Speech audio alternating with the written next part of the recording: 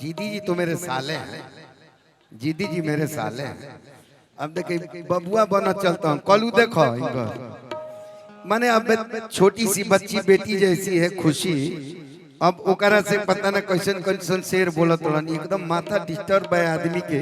जहिया से कर मेहरारू मर गेल बे तहे से आदमी डिस्टर्ब चल रहा है। जा सही बात बताओ तनी, सही बात बता रहे। जीती जी अच्छे उद्घोषक हैं, अच्छे कवि हैं, हमारे अच्छे मित्र हैं। अब कम से कम 12-14 साल हमसे बोर हुआ नहीं, लेकिन इनकर बात सुना।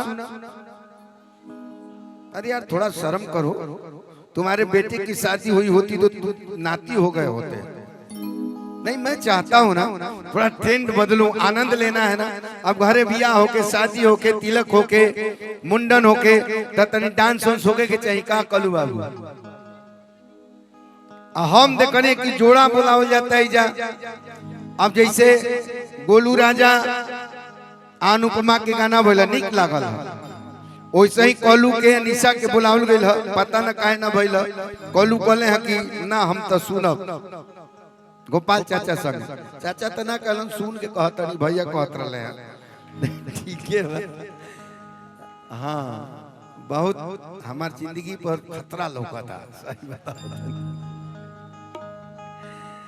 ठीक बात, शुभकामना भाई, हंसी मजाक की बात है। तो ये जोड़ा चलत रहा, हमने जब जोड़े चलत रहे तो हम को जोड़ा बुला ली। अब हम कोनो गायिका तो नहीं खिली आई, आना कोनो जोड़ा अमित भैया लगौले बन हमरा संगे, आने केहू जोड़ लागे लायक बा हमरा संगे इहो। तो हम चाहते नहीं कि एगो नचनी आ जाए तो हमरा संगे, हम जोड़ा लगौले बानी। हम नाचो शुरू होखो। देखिए संगीत की परिभाषा है, हम तनी मनी पढ़ले बनी हो सविता, तनी मनी संगीत पढ़नी ना, बीए में कुछ जाना ना हमरा। बाद में 3rd ईयर में बनी तो तनी सुने आ गए हमरा, खावे तो नहीं है शास्त्रीय संगीत। तो मैं पढ़नी हम राग परिचय में कि गीत नृत्य और ताल के त्रिवेणी के संगीत कहा जाला।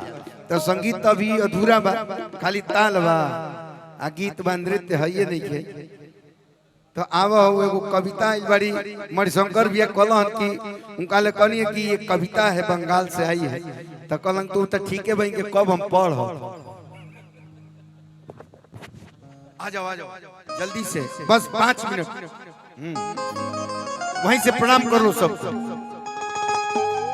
एगो गीत बस, अतिक्रमण नहीं कर सकते हैं।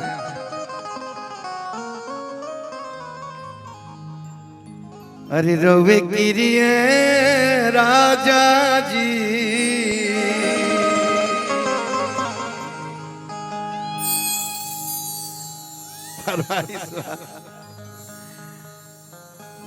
अभी तक की बीने बाणे पवन बाबू के, पवन सिंह के आवाज में गावेले, बड़ी बढ़िया गावेले, बढ़िया कलाकार हो।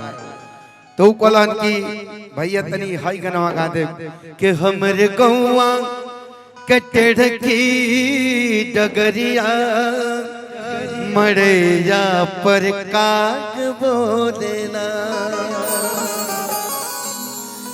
तो हम कौन कौन गाना गाते, हम तो खुदे राती भर हैं, 4 घंटा जब हो तब न गोपाल रा के गाना सुनबा। सोहरे का वाला ना, जनेऊ में जनेऊ का वाला। मणिशंकर भैया हमार माई सब कहला इनका के पूरा यही पर चली भैया। अरे का भैया कहले हैं अमित भैया के पूरा ही कह दी, आवत बुला इनका दे तरी। और मणिशंकर भैया जेकरा के देवरिया में हमरा के कहले लोग गोपाल रा के माई हमें। ये हमारे पिता भी हैं, भाई भी हैं, माई हैं, और ये बहुत सोचते हैं मेरे बारे में, हमेशा खड़े रहते हैं। ऐसे भाई के लिए बहुत बहुत प्रणाम, बहुत बहुत पुरस्कार। कि काशी में खड़ा बाबा रुआबा जनेवा जनेऊ कर हो। काशी में खड़ा बाबा रुआबा जनेवा जनेऊ कर हो। के हवे काशी के मालिक जनेऊ पहिरावस हो। हवे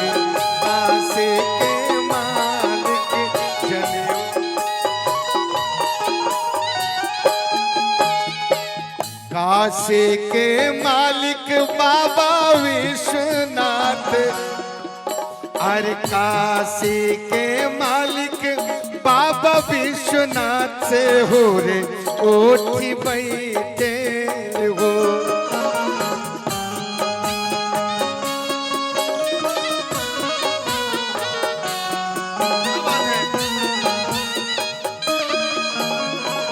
काशी के मालिक बाबा विश्वनाथ से हो रे उठी बैठे हो।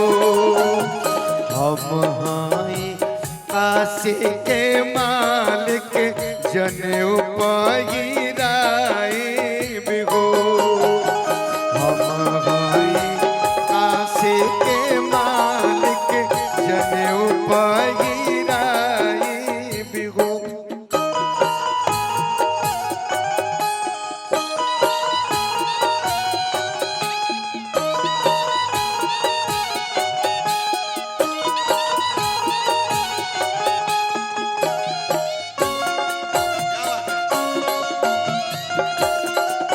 छोटा भैया, छोटा छोटा, क्या बात है।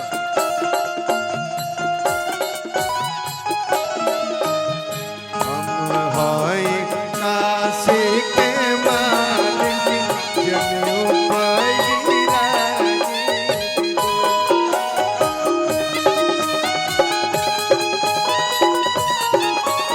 बहुत बहुत धन्यवाद। 1000 रुपये का पुरस्कार और आदरणीय अमृत जी की तरफ से 1000 रुपये का पुरस्कार स्वागत। विंध्याचल में खाड़बा बरुआवा पर, विंध्याचल में खाड़बा बरुआवा जनेऊवा जनेऊ कर हो। विंध्याचल में खाड़बा बरुआवा जनेऊवा जनेऊ कर हो। के होवे विंध्याचल के मालिक जनेऊ पहिरावस हो। के होवे विंध्याचल के मालिक जनेऊ।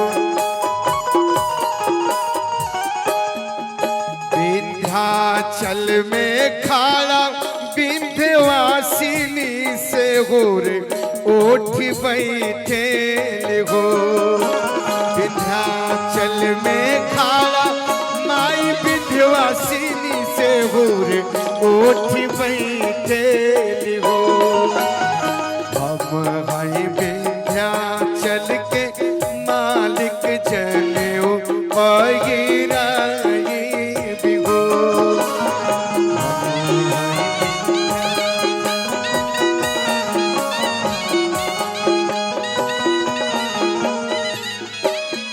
और अंत में अरे तुअरा पखाड़ा बरुआवा जनेऊआ जनेऊ कर हो। तुअरा पे खाड़बा बरुआवा जनेऊआ जनेऊ कर हो। के होवे तुअरा के मालिक जनेऊ पहिरावस हो। होवे दुआरा के मालिक जनेऊ। अरे दुआरा के मालिक, क्या बात है। दुआरा के मालिक हमें पापा जी।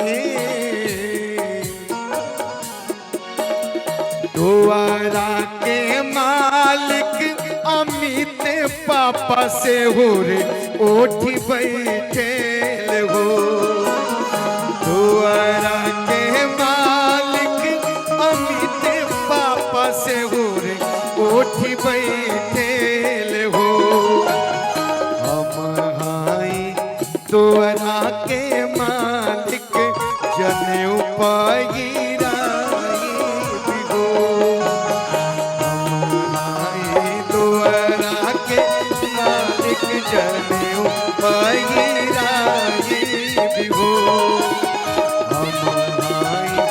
दुआरा के मालिक जनेऊ पहिराई बिहो।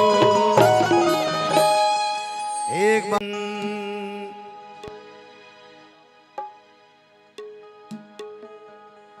और गोरखपुर में खाड़ा बा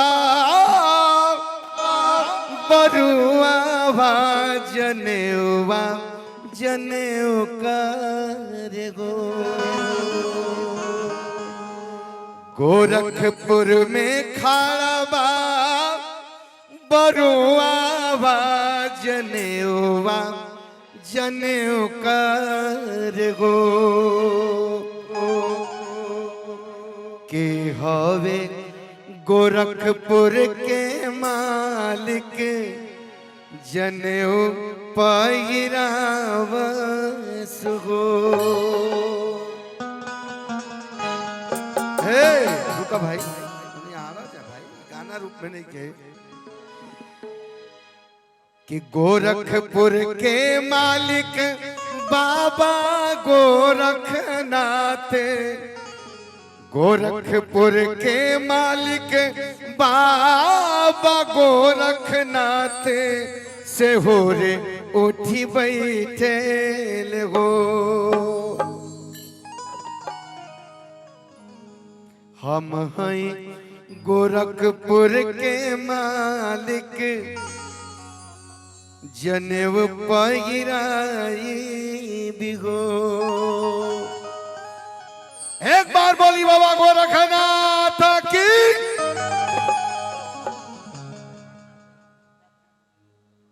अच्छा, इंस्पेक्टर साहब की तरफ से बहुत बहुत पुरस्कार। और हमारे दुख सुख के साथी भाई मार्कंडे राय जी। अब देखिए अमित भैया, इनके घर तिलक है कल, लेकिन ये आदमी ऐसा निमंत्रण नहीं छोड़ सकता है।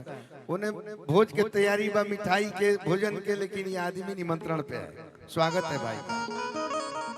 अब आई भाई के गीत गा देता नहीं। हम एक खातिर बात करने की सब कलाकार आए।